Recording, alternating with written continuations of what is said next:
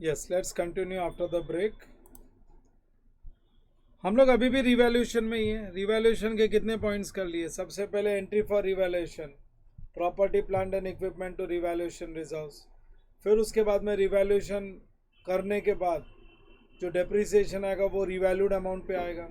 उसके वजह से जो एक्स्ट्रा डेप्रिसिएशन आएगा that will be first debited to PNL and in balance sheet it will be amortised from revaluation reserves to retain earnings. उसके बाद में revaluation should be done in once in 3 to 5 years and if the value is volatile then every year annual revaluation. फिर उसके बाद में revaluation should be done of class of assets, class of assets revalue करना चाहिए। And उसके बाद में next point किया था methods of revaluation, gross method and net method. Now revaluation and impairment relationship, when I say the word revaluation means upward revaluation, और जब बात करते हैं इम्पेयरमेंट की तो उसको बोलेंगे downward. Impairment is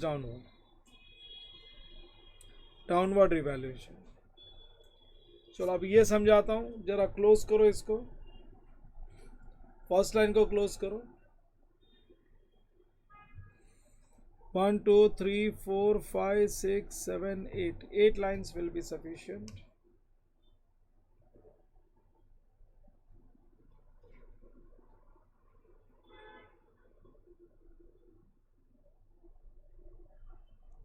And middle partition. Middle partition, revaluation और इम्पेयरमेंट का रिलेशनशिप समझाने जा रहा हूं। इफ दिस इज रेडी, मैं कुछ एग्जांपल्स लिखवा रहा हूं, वो भी लिख लो, और फिर एक साथ में एक्सप्लेनेशन चालू करूंगा। लिखो example.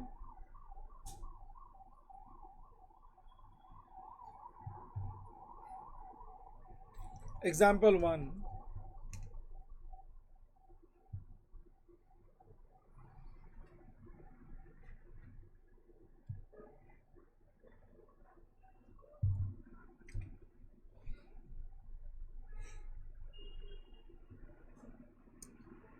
Value of property plant and equipment,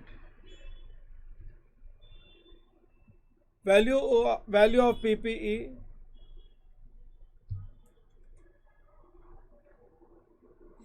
मैं तुमको दे रहा हूं 3 years, 3 साल की अलग अलग वैल्यू दे रहा हूं।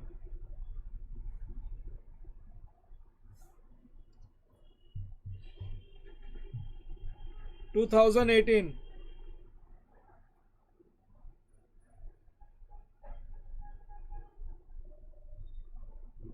2019 and 2020।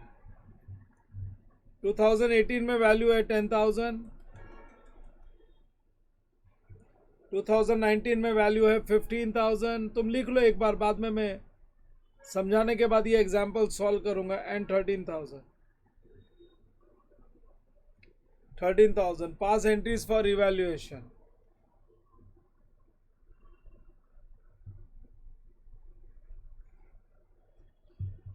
Pass entries for evaluation.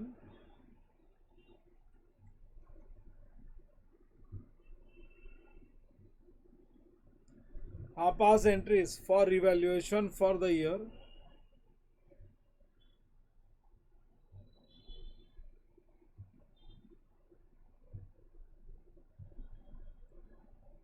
For the year.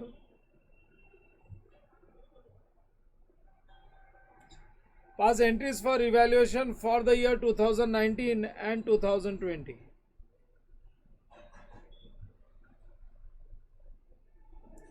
and 2020.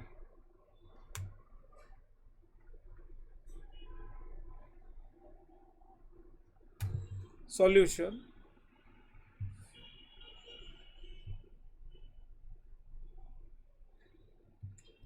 Write down solution. ये सब लिख के रख लो सो दैट मेरे एक्सप्लेनेशन के बाद रेडी रहे। बस हम लोग क्वेश्चन रिफर करेंगे और आंसर कर देंगे। 4 लाइन्स, और फर्स्ट लाइन को क्लोज कर दो।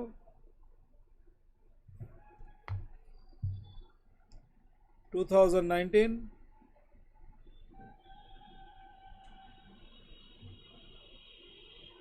and 2020.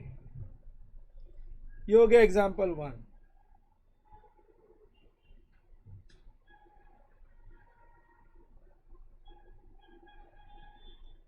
फिर लिखो example 2.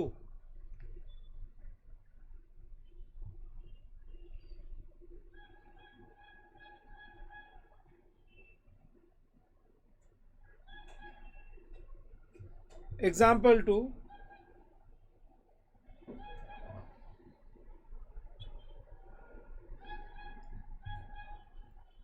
Value of property, plant and equipment.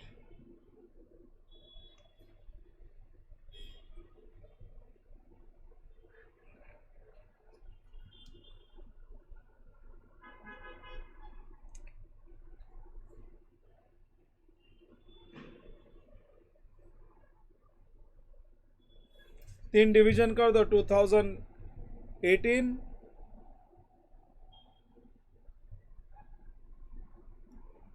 2019 and 2020.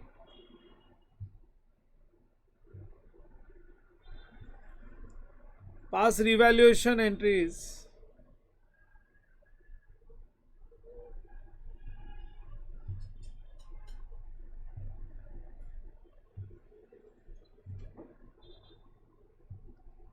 Past revaluation entries for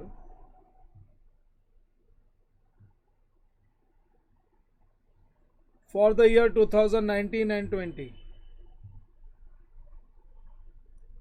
For the year 2019 and 20. अगले लाइन पे सॉल्यूशन.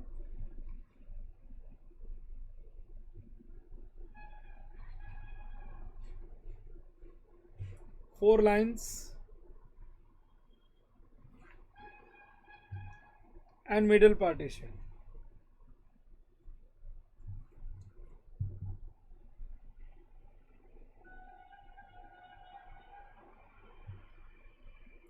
अभी तक कुछ समझाया नहीं, टेंशन मत लेना, खाली लिखवा रहा हूं.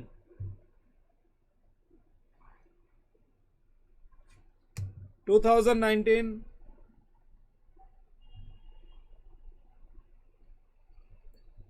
and 2020.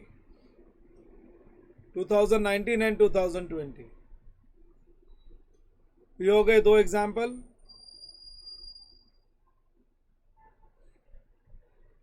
चलो पहले यहां तक की तैयारी कर लो, समझाता हूं, फिर और आगे दो एग्जाम्पल और है मेरे पास. टोटल 4 एग्जाम्पल कराऊंगा मैं.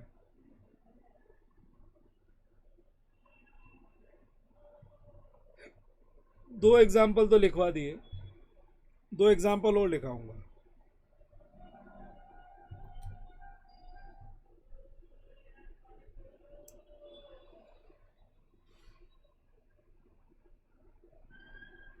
बना लो, यहां तक कंप्लीट कर लो.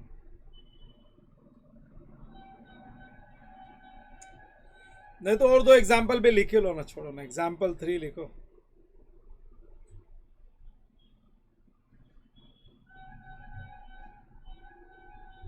Example 3.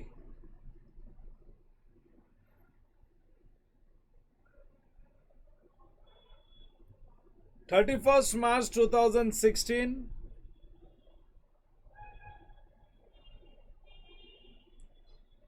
31st March 2017. Book value. Our book value 2 lakhs.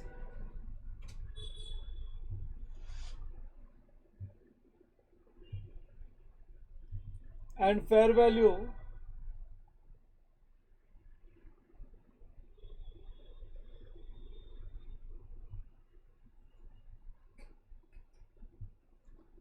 and fair value 3,50,000.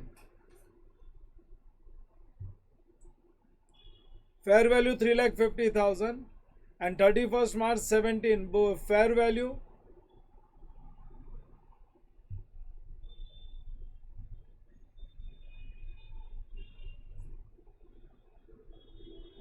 31st March 17 fair value.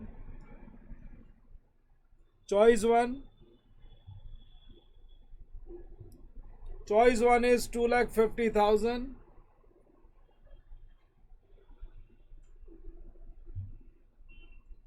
And choice 2 दो अल्टरनेटिव दे रहा हूं, 1,80,000,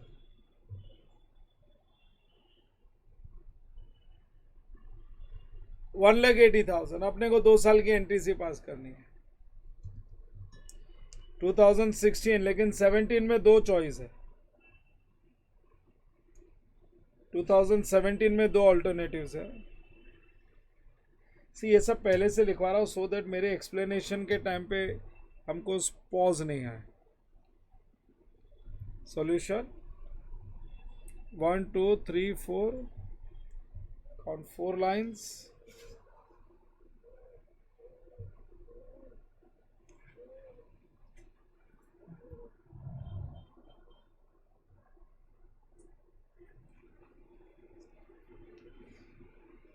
टू 2016 और 17 के लिए दो कॉलम, चॉइस 1 चॉइस 2।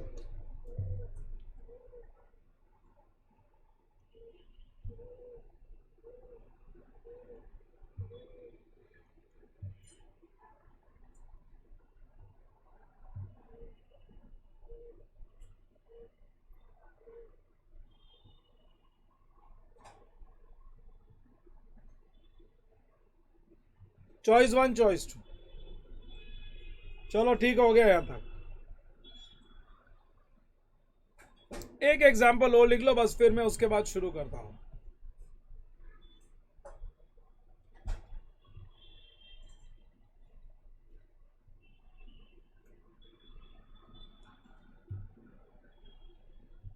एग्जाम्पल 4,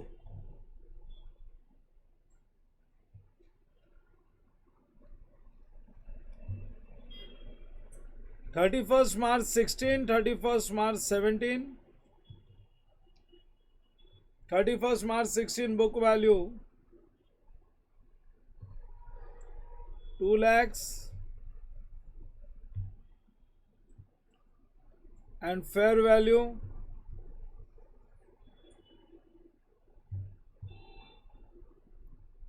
1,50,000, 1,50,000 और फिर fair value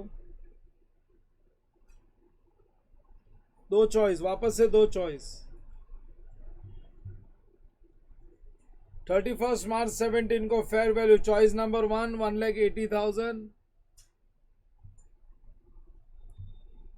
and second alternative और आइदर 1,80,000 और सेकेंड चॉइस है 2,10,000।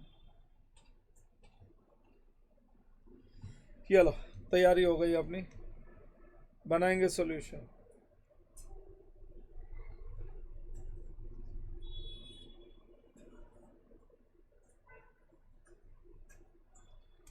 Right your solution.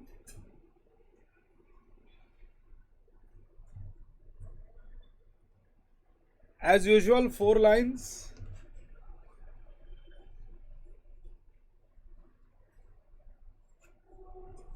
and I want 3 columns, one for 2016 and 2 columns for 2017, alternative 1 and alternative 2.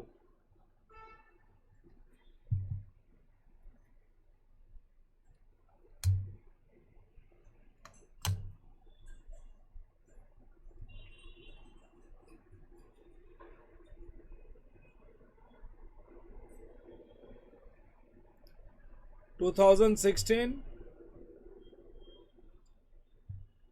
2017 choice 1 and 2017 choice 2, choice 1 and choice 2।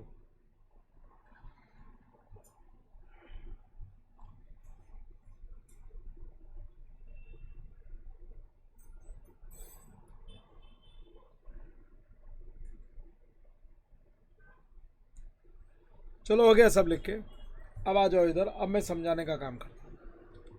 Now things are ready with us ना, अभी सब लिखा हुआ अपने पास तैयार पड़ा हुआ। Listen now, revaluation and impairment relationship, उसमें फर्स्ट साइड लिखोगे। सी रिवैल्यूएशन का मतलब होता है अपवर्ड, अगर अपवर्ड जाता है तो उसको हम लोग बोलते हैं रिवैल्यूएशन, और जो डाउनवर्ड जाता है उसको बोलते हैं हम लोग इम्पेयरमेंट। सो अपवर्ड रिवैल्यूएशन को हम लोग बोलेंगे रिवैल्यूएशन। तो फर्स्ट टाइम अपवर्ड हुआ एसेट की वैल्यू और बाद में फ्यूचर डेट पे वो एसेट इम्पेयर्ड हो गया तो उसकी वैल्यू कम हो गई। सो यहाँ पे लिखोगे फर्स्ट रिवैल्यूएशन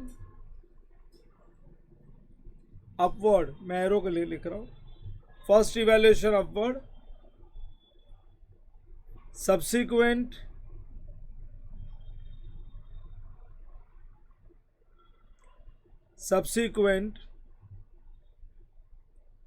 रिवैल्यूएशन डाउनवर्ड। जो मेरे से सीपीटी सीए फाउंडेशन सीखा है उनको तो सीपीटी में भी सिखाया है मैंने ये चीज, अपवर्ड एंड डाउनवर्ड, सीपीटी हो या सीए फाउंडेशन वहां पे भी सिखा है। मेरे एसेट में एसेट की जो बुक वैल्यू है, जो भी बुक्स में वैल्यू है कॉस्ट माइनस डेप्रिसिएशन चार्ज करके मैंने मार्केट में वैल्यू चेक करी तो मार्केट में वैल्यू उससे 5 लाख ज़्यादा थी, फेयर वैल्यू उसकी 5 लाख ज़्यादा थी और मैं रिवैल्यूएशन मॉडल फॉलो कर रहा था। If my entity is following revaluation model, if I am following revaluation model और वैल्यू अगर fair value is more than definitely I can record. और जब भी रिवैल्यू होता है, रिवैल्यूएशन मॉडल फॉलो कर रहे हो और अगर वैल्यू ज़्यादा है तो हम बोलेंगे property plant and equipment account debit to revaluation reserves. अब ये मेरे को सिखाने की जरूरत नहीं, ये तुमको मालूम है। सो जो भी बुक्स में वैल्यू थी, fair value was 5 lakhs more than that, तो मैंने 5 lakhs से मेरे एसेट की वैल्यू को बढ़ा लिया। बैलेंस शीट एसेट साइड में एसेट में ऐड हो गया 5 lakhs और रिजर्व्स के साथ में non comprehensive other non comprehensive income में आ गया इन शॉर्ट रिजर्व्स। रिजर्व समझो बेटर इजी रहेगा, मैं अदर नॉन कॉम्प्रिहेंसिव इनकम बोलूंगा तो तुमको समझेगा मैं नहीं।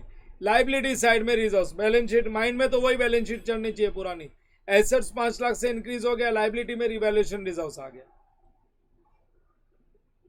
दोनों साइड 5-5 लाख रुपए आ गया। फिर कुछ सालों के बाद due to some reason fair value of asset is now checked, हमने 3 साल 4 साल के बाद चेक किया तो fair value of asset is less than the book value. Market में जो वैल्यू है, हमारे बुक्स में जो वैल्यू है मार्केट में वैल्यू उससे कम है, इसका मतलब है एसेट इंपेयर्ड हो गया। तो कुछ साल के बाद में जो एसेट की वैल्यू एक बार हमने ज्यादा शो की थी और ज्यादा शो करने के बाद डेप्रिसिएशन चार्ज करते जा रहे थे, रिवैल्यूड अमाउंट को डेप्रिशिएट करते जा रहे थे। वो जो इंक्रीज होने के बाद तो वही वैल्यू है, उसी को डेप्रिशिएट करेंगे। हमने 2 साल 3 साल के बाद वापस से फेयर वैल्यू चेक की मार्केट में तो मालूम पड़ा fair value is less than the book value. इसका मतलब है अब ये रिवैल्यूएशन नहीं है, ये तो इम्पेयरमेंट है, ये तो इम्पेयरमेंट है। हाँ, जिस दिन इम्पेयरमेंट हुआ, अच्छा हर साल क्या करते हैं, हर साल हम लोग डेप्रिसिएशन जब रिवैल्यू कर लिया तो डेप्रिसिएशन चार्ज करते हैं less from asset PNL debit, और जो एक्स्ट्रा डेप्रिसिएशन है वो रिवैल्यूएशन रिजर्व से निकाल के जाता है रिटेन अर्निंग्स में, बराबर ना। ये ट्रीटमेंट तो मालूम ही है सब लोगों को। सो जब मैंने फ्यूचर डेट पे 2-4 साल के बाद में जब भी मैंने चेक किया फेयर वैल्यू और मालूम पड़ा now the fair value is less than the book value, that means impairment हुआ, तब मैंने चेक किया रिवैल्यूएशन रिजर्व्स में अमाउंट कितना पड़ा था। सो अगले लाइन पे at the time of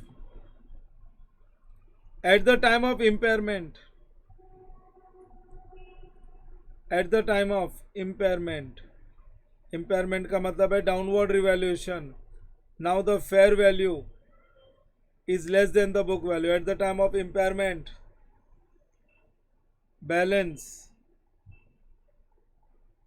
balance in revaluation reserves, balance in revaluation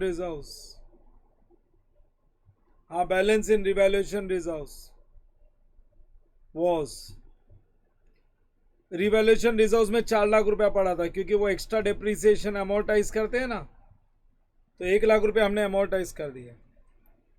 लेकिन अब एसेट की वैल्यू कितनी कम हो रही है वो सुनो। एसेट की वैल्यू जो भी बुक्स में वैल्यू है उससे 6 लाख रुपया फेयर वैल्यू कम है। बुक्स में जो भी वैल्यू है मार्केट में उससे वैल्यू 6 लाख रुपया रिड्यूस हो गई। इसका मतलब है अगर मैं एंट्री पास करूं तो प्रॉपर्टी प्लांट एंड इक्विपमेंट को मेरे को रिड्यूस करना पड़ेगा 6 लाख से, मेरे को इंपेयरमेंट लॉस बुक करना पड़ेगा और प्रॉपर्टी प्लांट एंड इक्विपमेंट को रिड्यूस करना है तो एंट्री में क्रेडिट करेंगे। अरे रिड्यूस करने का मतलब है एंट्री में क्रेडिट करेंगे। और इम्पेयरमेंट की मैंने तुमको दो एंट्री बताई थी, impairment to PPE and PNL to impairment. Impairment की दो एंट्री क्या बताई थी, impairment to PPE and PNL to impairment. तो इसमें इम्पेयरमेंट अगर कट करूं तो नेट एंट्री बनती है PNL to PP. In short impairment के लिए पीएनएल डेबिट होता है। जब इम्पेयरमेंट होता है तो नेट एंट्री यही है, profit and loss account debit to property plant and equipment. In short अगर मैं इम्पेयरमेंट नहीं लिखूं, सीधा profit and loss direct entry लिखूं, तो एंट्री बननी चाहिए profit and loss account debit to PP 6 lakh. लेकिन लेकिन लेकिन लेकिन 6 लाख नहीं लिख सकते। क्यों नहीं लिख सकते? क्योंकि ये एसेट पास्ट में हमने रिवैल्यू किया था और रिवैल्यूएशन रिजर्व्स में अपने पास 4 लाख रुपए का प्रॉफिट पड़ा हुआ है। तो आज डाउनवर्ड रिवैल्यूएशन पे जो लॉस होता है, पहले वो जो अपवर्ड रिवैल्यूएशन पे प्रॉफिट हुआ था उसमें से एडजस्ट होएगा, और उसके ऊपर एक्स्ट्रा अगर कोई लॉस है तो वो पीएनएल से जाएगा। इन शॉर्ट सर समझ में नहीं आया सर। पहले जब अपवर्ड रिवैल्यूएशन हुआ था तो कितने का प्रॉफिट आया था? 5 लाख।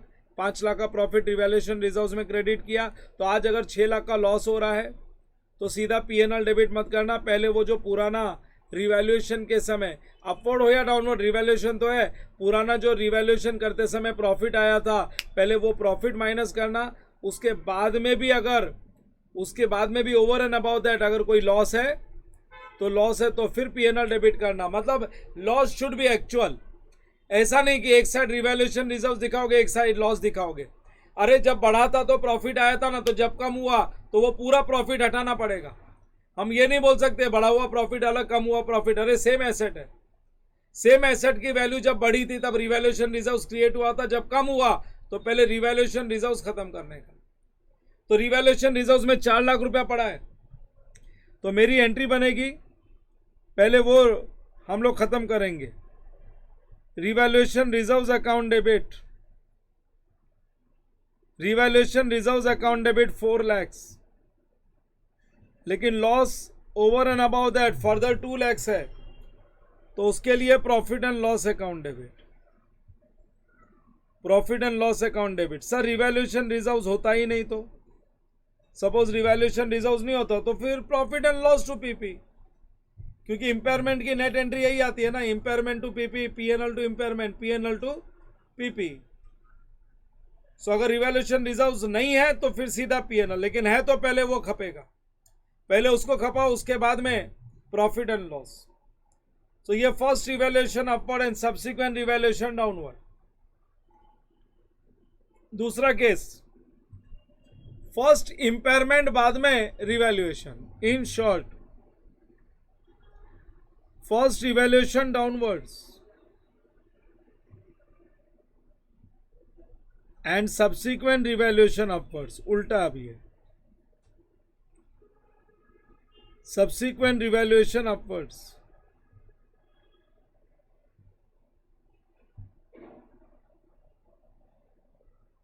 फर्स्ट रिवैल्यूएशन डाउनवर्ड्स, तो डाउनवर्ड्स का मतलब इंपेयरमेंट। फर्स्ट टाइम जब हमने फेयर वैल्यू चेक की तो मालूम पड़ा fair value is less than the books में वैल्यू। जो बुक्स में वैल्यू है फेयर वैल्यू उससे कम है, तो ये इंपेयरमेंट है।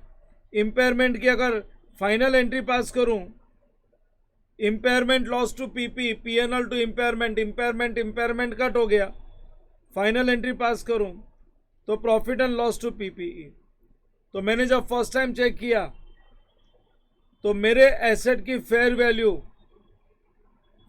जो मार्केट में चल रही थी वो 5 लाख रुपया कम थी बुक्स वैल्यू से। बुक्स में जो वैल्यू चल रही थी मार्केट में, उस मार्केट में जो वैल्यू थी वो 5 लाख रुपए से कम थी, तो 5 लाख रुपए का इंपेयरमेंट लॉस बुक किया।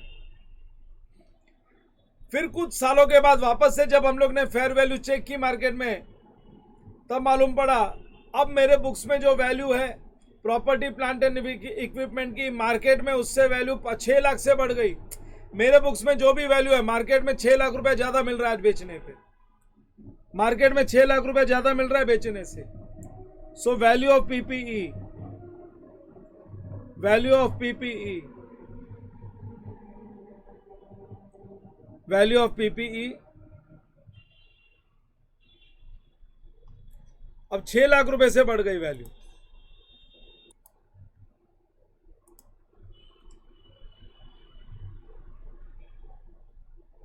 Right here value of PPE revalued upward,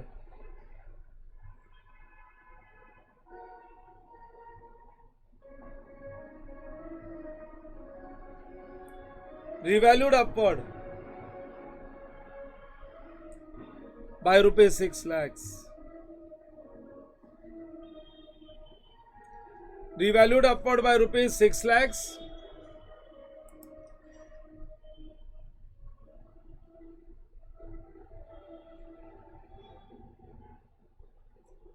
Revalued upward by rupees 6 lakhs.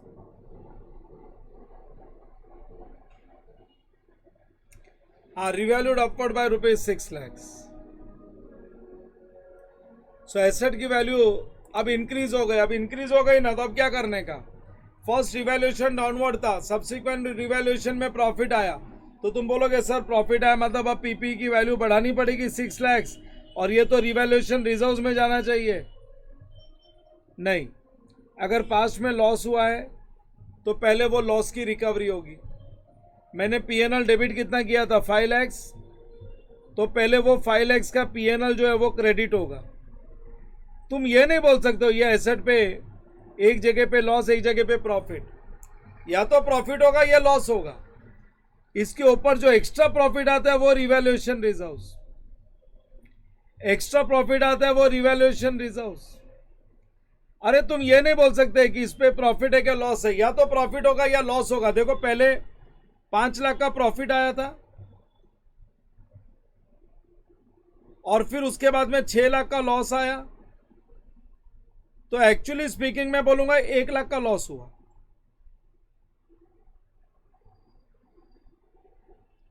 तो पीएनएल 1 लाख से ही डेबिट, 1 लाख नहीं, पहले 5 लाख का प्रॉफिट था। नहीं, वो रिवैल्यूएशन रिजर्व्स में अमाउंट कम पड़ा हुआ है ना, रिवैल्यूएशन रिजर्व्स में कितना 4 लाख रुपए पड़ा हुआ है ना, तो यहां पे 2 लाख का प्रॉफिट, रिवैल्यूएशन रिजर्व्स में 4 लाख रुपया पड़ा हुआ है। तो जो प्रॉफिट था वो रिवैल्यूएशन रिजर्व्स में पड़ा था 4 लाख और बाद में लॉस हुआ 6 लाख। तो मैं ये नहीं बोल सकता हूं 4 लाख का प्रॉफिट 6 लाख का लॉस, मैं बोलूंगा 2 लाख का लॉस। और यहां पे देखो पहले लॉस हुआ था 5 लाख का लॉस हुआ था और बाद में प्रॉफिट हुआ कितने का? 6 लाख का। तो मैं ये नहीं बोल सकता हूं लॉस एंड प्रॉफिट, मैं बोलूंगा 1 लाख का प्रॉफिट, 1 लाख का प्रॉफिट। तो यहाँ पे जो लॉस हुआ है उसके लिए हमने पीएनएल अकाउंट को डेबिट किया, यहाँ पे जो प्रॉफिट हुआ उसके लिए हमने रिवैल्यूएशन रिजर्व्स अकाउंट को क्रेडिट किया, रिवैल्यूएशन रिजर्व्स अकाउंट को क्रेडिट किया। इन शॉर्ट मैं ये बोलना चाहता हूं, पास्ट में अगर कोई एसेट का रिवैल्यूएशन करके रिवैल्यूएशन रिजर्व्स पड़ा हुआ है और फ्यूचर डेट में अगर इम्पेयरमेंट होता है तो पहले वो रिवैल्यूएशन रिजर्व्स पूरा जीरो करने का और उसके ऊपर के लॉस के लिए ही पीएनएल को डेबिट करने का। या फिर पास्ट में इम्पेयरमेंट हुआ है और प्रॉफिट एंड लॉस डेबिट हुआ है और फ्यूचर डेट पे अगर रिवैल्यूएशन अपवर्ड्स होता है और प्रॉफिट्स आता है तो पहले पुराने लॉस की रिकवरी होनी चाहिए। जो पीएनएल डेबिट हुआ उसको क्रेडिट करो और उसके ऊपर जो एक्स्ट्रा प्रॉफिट है वही रिवैल्यूएशन रिजर्व्स। मतलब रिवैल्यूएशन रिजर्व्स बोलता है मैं सबको संभालने को तैयार हूं। अगर तुम्हारा फ्यूचर डेट पे लॉस होता है तो पहले पूरा लॉस मेरे में से एडजस्ट करूंगा, फिर तुम पीएनएल लेके जाओ। लेकिन अगर प्रॉफिट आता है तो मैं तुमको अलाउ करता हूं कि तुम पास्ट में लॉस किया है तो पहले पीएनएल क्रेडिट कर दो, फिर रिवैल्यूएशन रिजर्व्स में ट्रांसफर करो। बच्चों समझ में आया क्या ये वाला पॉइंट?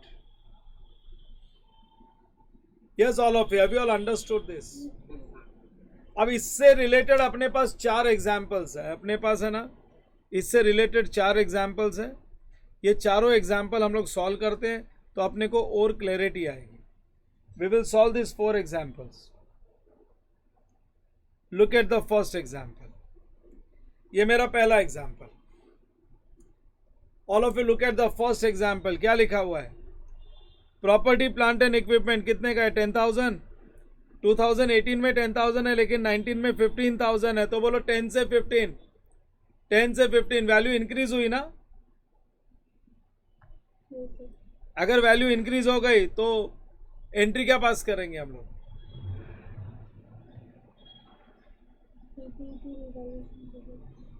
एंट्री बनेगी 2019 में property plant and equipment account debit to revaluation reserves.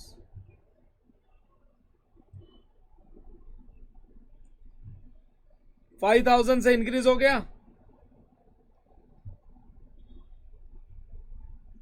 पहले से 10,000 वैल्यू थी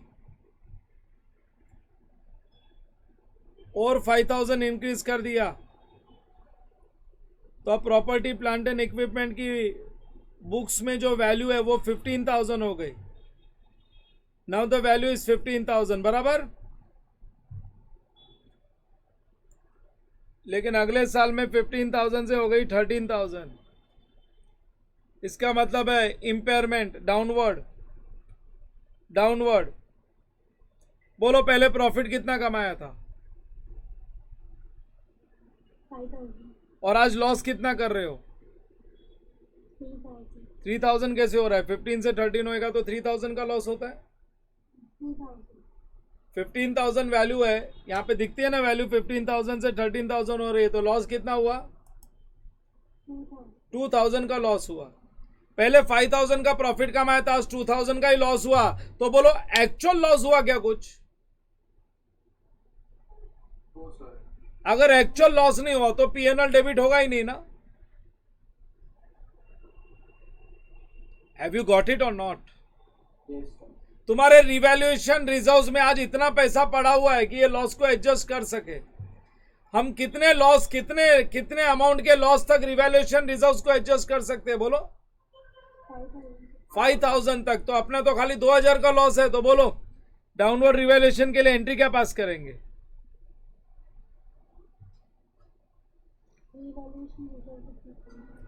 रिवैल्यूएशन रिजर्व्स अकाउंट डेबिट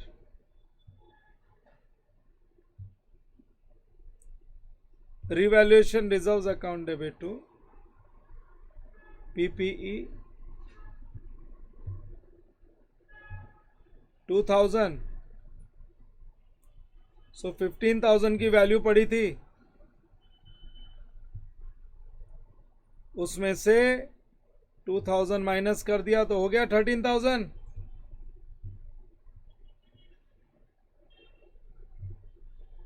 चलो ये एग्जाम्पल हो गया। अब दूसरा example, I am going for the next example. Look at my next example. 2,000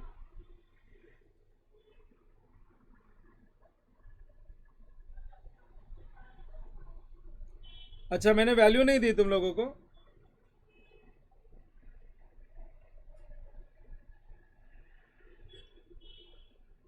यहां पे लिखो 10,000, यहां पे लिखो 9,000 और यहां पे लिखो 11,000।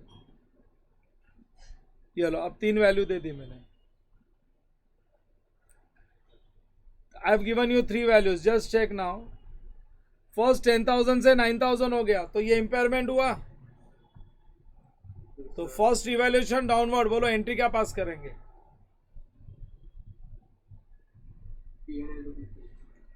Profit and loss account debit. So 2019 में इंपेयरमेंट हुआ, तो इंपेयरमेंट के लिए profit and loss account debit to PPE account. ये लो 1,000 का लॉस हो गया, और ये लॉस माइनस करने के बाद में 10,000 वैल्यू थी, एंट्री में पीपी को हमने क्रेडिट कर दिया 1,000। सो आज पीपी की वैल्यू हो गई 9,000। अब पीपी की वैल्यू है 9,000, लेकिन अगले साल जंप करके 9,000 से हो गया 11,000। अरे 9,000 से जंप करके 11,000 हो गया, तो value increase by 2,000। So don't you think 2,000 का प्रॉफिट आ गया? लेकिन पहले लॉस कितने का था और आज प्रॉफिट कितने का है? सो एक्चुअली स्पीकिंग नेट में नेट कितना प्रॉफिट आया? तो जो लॉस आता है वो पीएनएल में डेबिट आता है, और जो प्रॉफिट होता है वो रिवैल्यूएशन रिजर्व्स में क्रेडिट होता है। लॉस होता है वो पीएनएल में डेबिट होता है, और जो प्रॉफिट आता है वो रिवैल्यूएशन रिजर्व्स में क्रेडिट होता है। तो मेरे पास एक्चुअल प्रॉफिट कितना है? 1000, सो रिवैल्यूएशन में तो वही 1000 जाएगा जो पिछले साल में लॉस हुआ था पहले, उसकी रिकवरी होगी। मतलब इन शॉर्ट मेरी एंट्री क्या बनेगी, पीपी अकाउंट डेबिट 2000 से इंक्रीज करना है ना, लेकिन इंक्रीज करने का मतलब है पहले पुराने लॉस की रिकवरी। तुमने जो प्रॉफिट एंड लॉस डेबिट किया था उसको क्रेडिट करेंगे, ये लो, ये लॉस रिकवर हो गया। इसके ऊपर जो एक्स्ट्रा अमाउंट है that will go to revaluation reserves.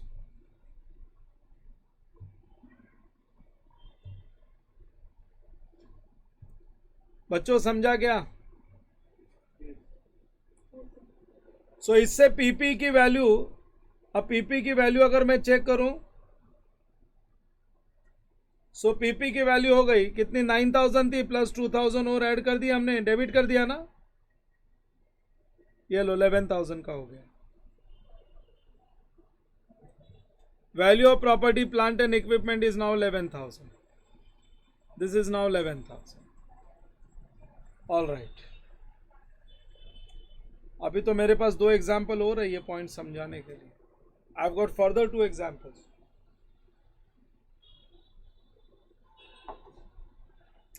I've got further 2 examples.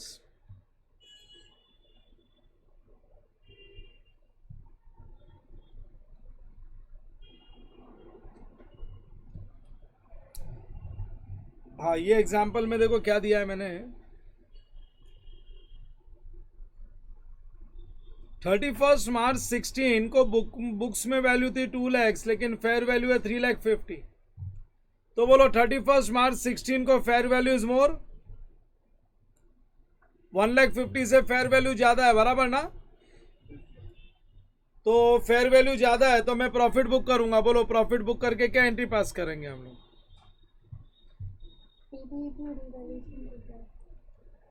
PP account debit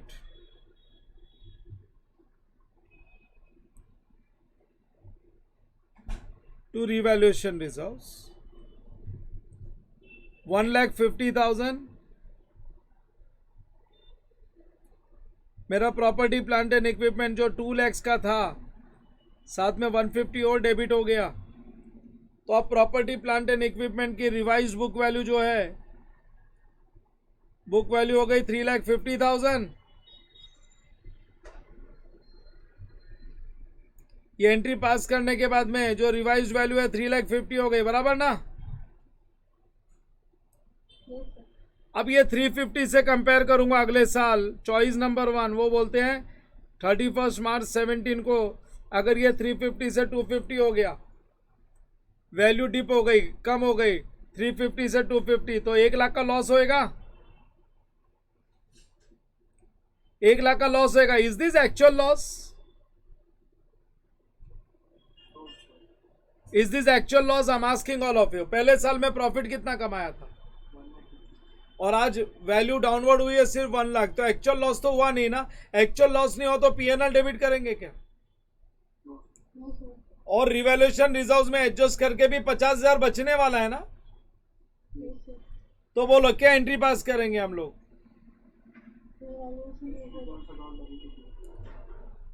revaluation reserves account debit, revaluation reserves account debit to PP account, revaluation reserves account debit to PP account. Amount is 1 lakh.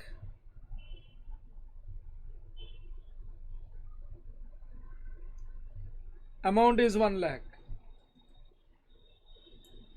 Yes, everyone. Amount is 1 lakh. Have you all got it? हाँ, फिर उसके बाद next ये alternative 1 है ना, 2016 से देखने का, 2016 से ऑल्टरनेटिव 1 हो गया। अब 2016 से ही देखेंगे हम लोग ऑल्टरनेटिव 2। बेस तो 2016 ही है, 2016 में 3,50,000, लेकिन वो ऑल्टरनेटिव 2 में बोलते हैं 2017 में 1,80,000, अरे 350 से 180 मतलब कितना रिडक्शन हुआ? 1,70,000. 3,50,000 माइनस, और अब बनाना है 180 का, सो 170 का फॉल हुआ. तुमने प्रॉफिट कितना बुक किया था पहले? 1,50,000. हाँ, तो जो लॉस है वो 170 का है, तो उसके ऊपर एक्स्ट्रा 20 है ना. Yes, sir. हाँ, तो अब एंट्री क्या बनाओगे बोलो? Revaluation reserve, debit, P&L, debit to PP. Revaluation reserve debit पूरा अमाउंट निकल जाएगा. 1,50,000 क्रेडिट हुआ था, पूरा गया. Profit and loss account debit 20,000 to PPE. 1,70,000 दो. 350 से 170 रिड्यूस किया तो हो गया ना 180. बच्चों समझा क्या ये दोनों? चलो कॉपी करो, ये कॉपी करो फटाफट.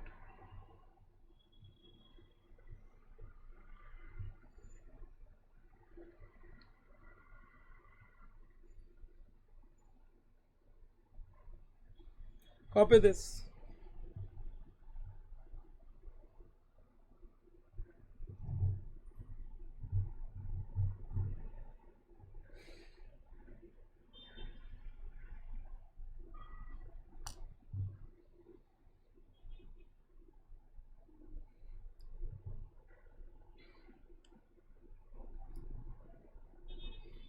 हो गया तो बोल दूंगा.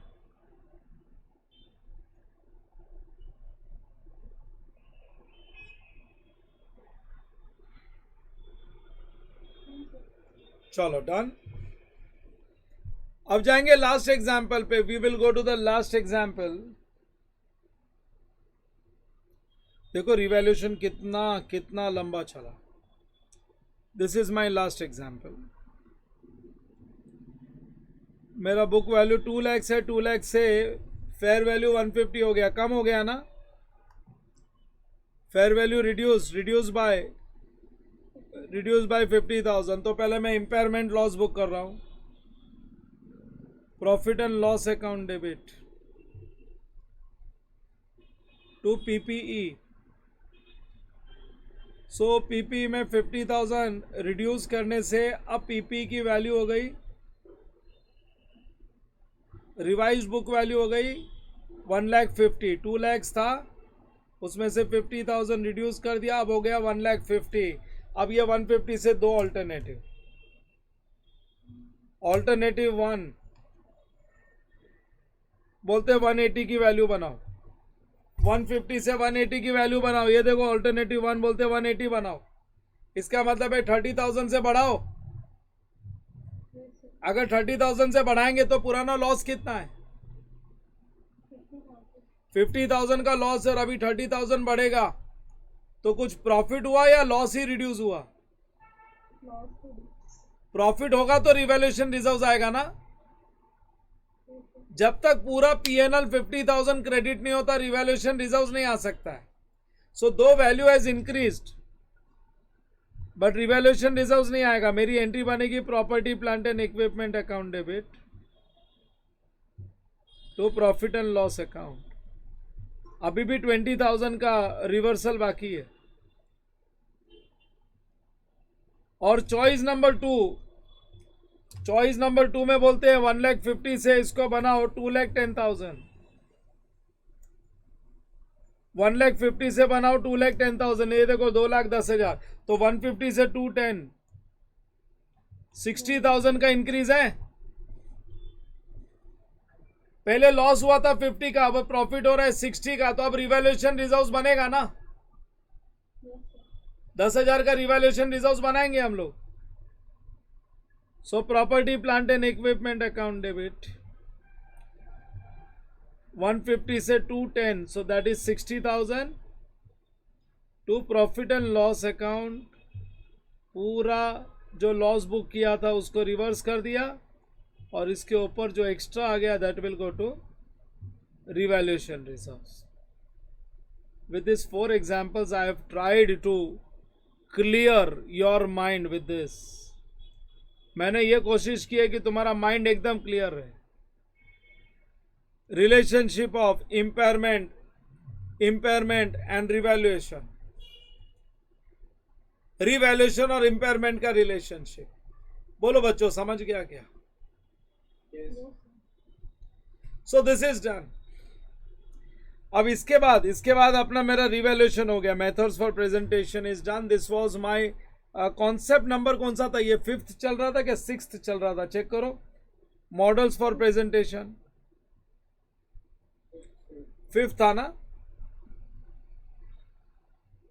तो इसके आगे आएगा कॉन्सेप्ट नंबर.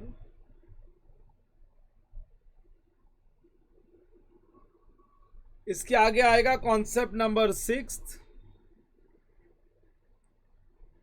डेप्रीसिएशन.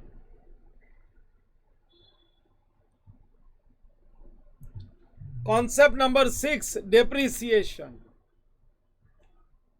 हाँ, डेप्रीसिएशन में आज अभी लेक्चर इधर स्टॉप करना चाहता हूं. आज मैंने रिवैल्यूएशन बहुत डिटेल में करा दिया. My objective is to stop here is that अभी तक जितना करा है उसको थरो कर लो अच्छे से. और जब टाइम मिलता है तो खाली वही इंडियस नहीं, पुराने भी रीडिंग करके रेडी कर लेने का, बार बार करते रहने का, so that you are more and more familiar with accounting standards. Depreciation, अब बाकी क्या है मैं बता देता हूं. ये स्टैंडर्ड अगले लेक्चर में खत्म होगा. डेप्रीसिएशन के बाद में, डेप्रीसिएशन का पूरा डिस्कशन होने के बाद में, डेप्रीसिएशन के बाद में मैं डिस्कस करूंगा कॉन्सेप्ट. मेरा जो नेक्स्ट कॉन्सेप्ट रहेगा चेंज इन डिसमेंटलिंग और रिमूवल कॉस्ट. तो जो मैंने एस्टिमेट किया था ना present value of decommissioning expenses, future date में उसमें कुछ चेंजेस आ सकते हैं. मैंने सोचा था 5 साल के बाद 5 लाख रुपया लगेगा, लेकिन हो सकता है 6 लाख रुपया लगे, हो सकता है 4 लाख रुपया लगे. सो चेंजेस इन डीकमीशनिंग एक्सपेंसेस. और उसके बाद आता है डिस्क्लोजर, रिक्वायरमेंट. सो ये 3 चीजें बाकी है बस. ये 3 पॉइंट आराम से अगले लेक्चर में करेंगे. उसके पहले ये पूरा जितना भी मैंने करवाया है, everything you should do it perfectly. देखो तीनों एक जैसे ही स्टैंडर्ड है, एक्चुअली रिलेटेड स्टैंडर्ड है. मैंने एसेट के स्टैंडर्ड पिकअप किए हैं. I have picked up all the asset related standard. पहला investment property, land and building, उसमें एक्सचेंज ऑफ एसेट्स, ये कॉस्ट मॉडल जो था इसमें कवर हुआ था. फिर उसके बाद में हमने किया बोरोइंग कॉस्ट, कि अगर प्रॉपर्टी प्लांट एंड इक्विपमेंट है, क्वालिफाइंग एसेट है, तो उसमें बोरोइंग कॉस्ट का क्या ट्रीटमेंट आएगा. फिर ये पीपी, और ये पीपी कंप्लीट करने के बाद जाऊंगा इंटेंजेबल पे, इंडिया 38. इंटेंजेबल के बाद करूंगा इन्वेंट्री. ये सारे एसेट बेस्ड स्टैंडर्ड है. इन्वेंट्री भी एक एसेट है, वो हेल्ड फॉर सेल है. Tangible intangible assets are not held for sale, they are held for use in production of goods, rendering of services और फॉर अर्निंग रेंटल्स. लेकिन inventory एक ऐसा एसेट है जो हेल्ड फॉर रीसेल होता है in ordinary course of asset. मैं पहले एसेट बेस के स्टैंडर्ड खत्म करूंगा, फिर non current assets held for cell, वो एसेट जो हमने रखा है बेचने के लिए in the same condition, India 105 वाला अकाउंटिंग स्टैंडर्ड. सो उस लाइन से मैं asset based accounting standards complete करूंगा. फिर उसके बाद मैं दूसरे अकाउंटिंग स्टैंडर्ड्स पे जाऊंगा, other level of accounting standards. So जितना करवाया उतना अच्छे से कर लो, बहुत अच्छे से प्रिपेयर कर लो, so that every lecture becomes interesting for you. Lecture interesting तभी होगा जब अपने को सब्जेक्ट आता होगा. सब्जेक्ट तभी आएगा जब हम लोग रेगुलर बेसिस पे रिवीजन करते हैं, और ओरल रिवीजन करने का एक तो, और एक जो क्वेश्चन है वो लिख के करने का. स्क्रिबलिंग भी करके कर लोगे तो भी चलेगा, but writing practice is required. और जो थियरी है वो रीड करते रहने का, डेली एक बार गो थ्रू कर लेने का. रीडिंग का काम तो रोज हो जाना चाहिए. मैं ऐप पे हैंड रिटन नोट्स भी अपलोड करता ही हूँ. हैंड रिटन नोट्स भी तुम्हारे पास रहते हैं, तुम्हारे खुद के भी रहते हैं और ऐप पे भी रहते हैं. सो कहीं पर ट्रैवल भी करते हो तो भी तुम लोगों का रिवीजन काम पूरा हो सकता है, वो काम नहीं रुकता है. चलो that's it, I will stop today's lecture here. थोड़ा जल्दी, काफ़ी जल्दी छोड़ रहा हूँ आज मैं, तुमको टाइम है, सो अच्छा रिवीजन कर लो एंड प्रिपेयर द सब्जेक्ट. जितना करवाया उतना सब्जेक्ट रेडी रखो. चलो that's it, I will stop it here.